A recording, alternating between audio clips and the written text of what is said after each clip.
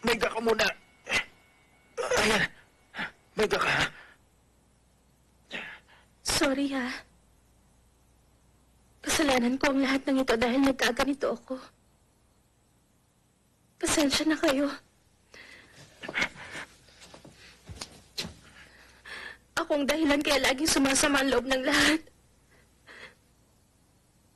Pasensya na.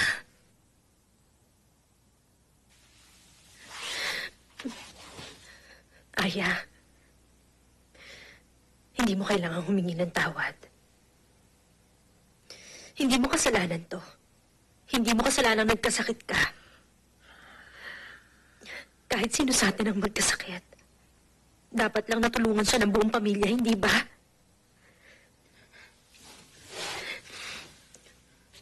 Kaya anak, huwag kang mawawala ng pag-asa. Sa mundong ito, madaming klase ang tao. May mga katulad mo na hindi makalakad ng maayos, na hindi makakita ng maayos. Halimbawa, may katulad ni Hiroki na magaling pagdating sa sports. Yan namang si Ako, magaling sa pagdrawing. Ito naman papa mo, eksperto yan sa paggawa ng tofu. Sa lipunan, iba't iba ang klase ng tao. May kanya-kanyang talento. Kaya, Aya, narinig mo na ba ang disability identification card? Pag meron ka ng card na yon, makakasali ka sa mga social activities para magawa mo ang rehabilitation mo. Shoka. Nasa batas ang identification card na yan. At karamihan ng mga tao na disabled, gumagawa sila ng paraan para hindi sila madaig ng kapansanan nila. Kailangan nila magamit ang lahat ng natitira nilang kakayahan. Kaya sumasali sila sa mga social activity na kahit paano ay kayang gawin ng katawan nila. Para magawa ang kailangan gawin. Ikaw rin, Aya. Basta gawin mo ang makakaya mo, tatanggapin ka ng lipunan. Ang disability ID card ay patunay na isa ka pa rin miyembro ng lipunan natin. Ako? Huh? Hiroki, Rika. May importante akong sasabihin. Maupo kayong lahat.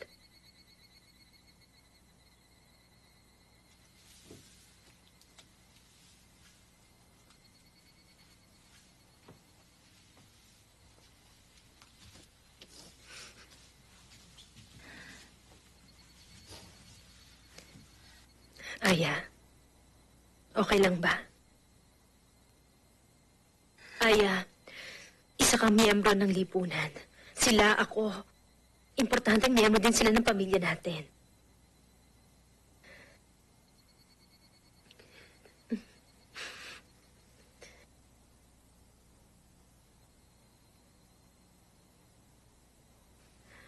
Ang sakit ng ate nyo ay spinocerebellar degeneration disease. Isang klaseng sakit na sumisira sa peripheral nerves ng katawan. Unti-unti siyang hindi na makapagsasalita o makakapaglakad ng diretsyo at hindi makakapagbuhat ng mabibigat. Hindi na siya makakatulong sa tindahan. Hindi na rin siya makakatulong sa paglinis ng bahay katulad ng dati. Medyo mahihirapan tayong mag-adjust sa sitwasyon, pero huwag niyong pababayaan ang ate niyo. Kahit kailan huwag niyo siyang iiwan, kailangan magtulungan tayong lahat.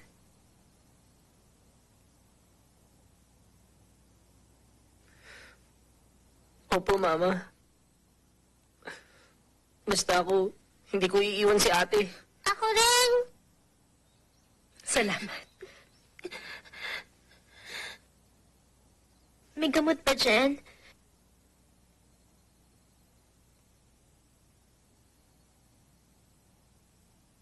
May gamot yan, di ba? Wala pa daw gamot ito. Sa alam ng doktor ngayon, wala pa daw gamot ito.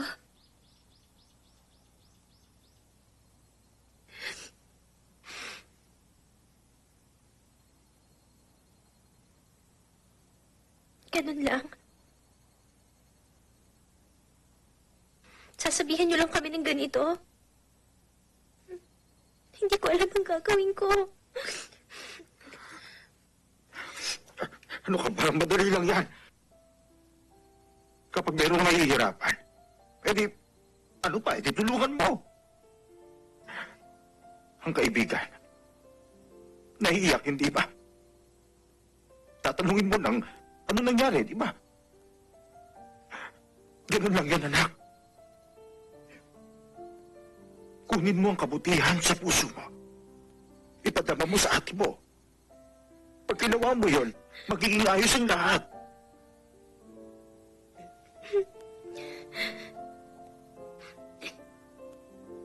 Kabutihan sa puso ko.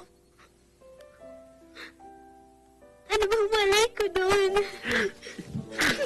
Masyado ka naman nagpapakamatod eh.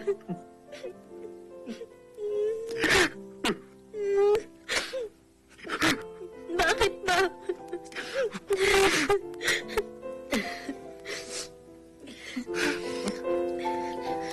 Ako pa rin ito. Ako. Oo nga. Ano pa man ang mangyari, si Aya pa rin yan. Isang miyembro ng pamilya natin. Hindi na ako dapat humingi ng tawad. Imbis na humingi ng tawad, dapat magpasalamat na ako. Yan. Yan ang anak ko. That's my girl.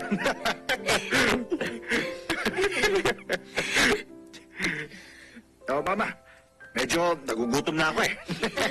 Oo nga pala.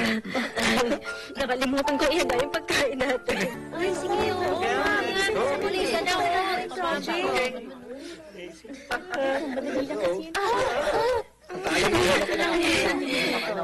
Salamat. Kaya na pala nagre-review ako rito. Kunyari ka pa.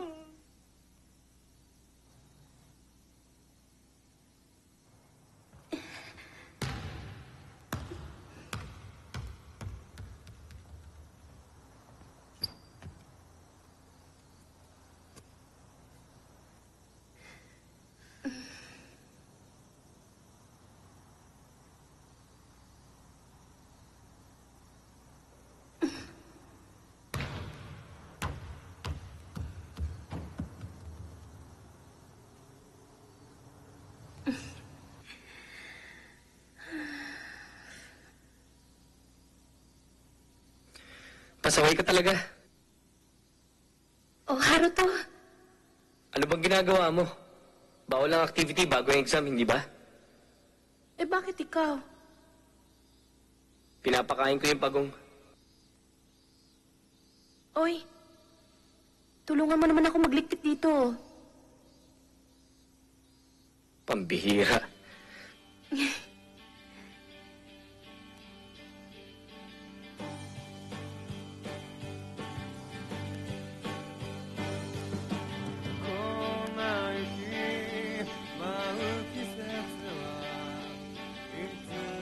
Meron pa sana akong hihilingin sa'yo.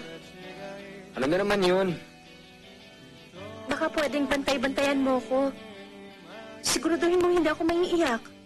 Ha? Tara, dali.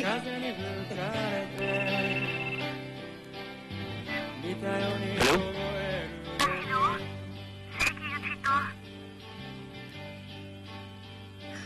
Ano? Gusto ko kasing magpasalamat sa pagtulong mo sa akin. Ako kasi, nung makapasok ako sa Higashi High, napakasaya ko talaga. Lalo na nung sinabihan mo akong congratulations.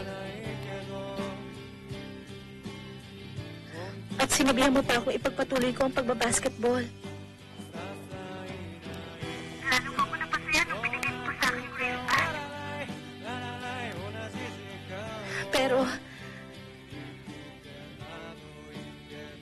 Pero alam mo, sa palagay ko, kailangan ko nang huminto sa pagbabasketball.